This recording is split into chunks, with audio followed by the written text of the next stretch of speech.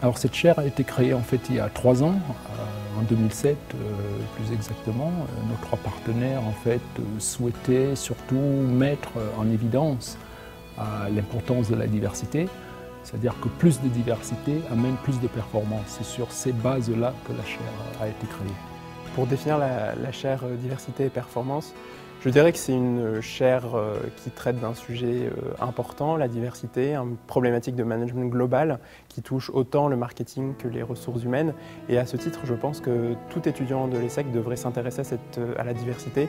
C'est une chaire qui, pour moi, a présenté l'intérêt de pouvoir s'appliquer à tous les métiers, à toutes les entreprises. Dans toutes les entreprises, il y a une problématique de diversité, qu'elle soit en rapport avec la mixité homme-femme, avec la diversité culturelle, de cursus, d'origine sociale. C'est vraiment un pont entre l'académisme et le pragmatisme des entreprises.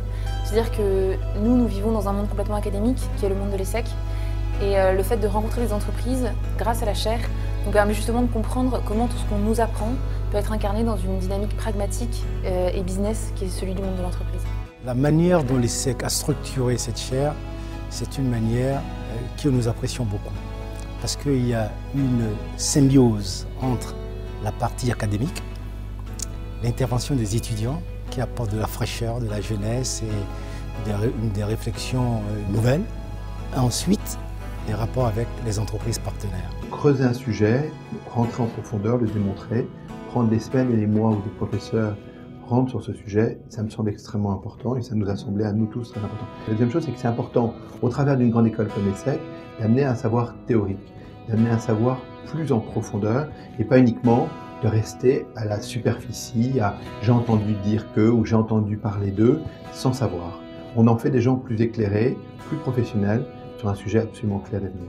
2 cours plus académiques, gestion des marques et management cross-culturel, et un cours beaucoup plus appliqué sur des cas concrets de diversité en entreprise. Et pour finir, eux, les étudiants, ils doivent mettre en œuvre un projet sur une durée de 4-5 mois, où ils doivent montrer effectivement et appliquer sur le terrain tout ce qu'ils ont appris en termes de branding, de management cross-culturel, avec des recommandations concrètes.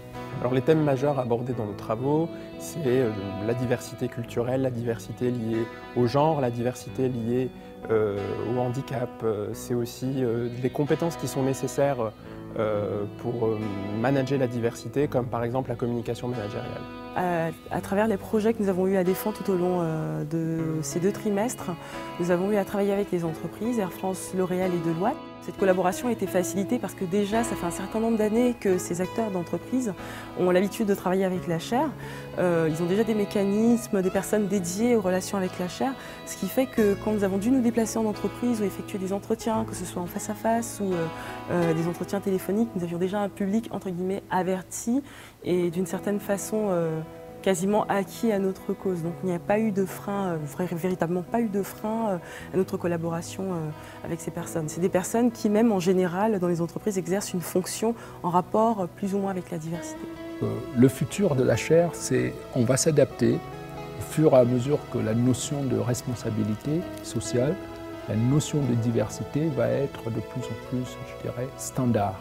Donc l'idée, pour le dire très simplement, c'est que la chaire évolue en fonction de l'environnement, des attentes des entreprises, de leur état de maturité aussi. Nous pensons que l'ESSEC, avec ses élèves, avec les études qui vont être menées, avec le concours des entreprises partenaires, apportera sa contribution à cette réflexion. Ce qui est très intéressant dans cette initiative prise en commun par plusieurs entreprises, dont L'Oréal et l'ESSEC, c'est de s'intéresser à la société avec un grand S, c'est qu'elle répond à une inspiration de fond de cette génération qui n'est pas uniquement d'être auto-centrée sur on va rentrer dans une entreprise, on va faire une grande carrière, c'est aussi cette carrière, je la fais comment, de quel leader je suis, comment je m'occupe des autres. Et je pense que là, il y a des réponses extrêmement précises à ces questions, qu'ils se posent tous et toutes, et là on a des réponses, et je leur dis, si vous ne voulez pas uniquement être à la superficie des choses, rester sur des a priori ou des modes, venez, entrez, écoutez, formez-vous, préparez-vous, vous serez un leader plus fort pour vous.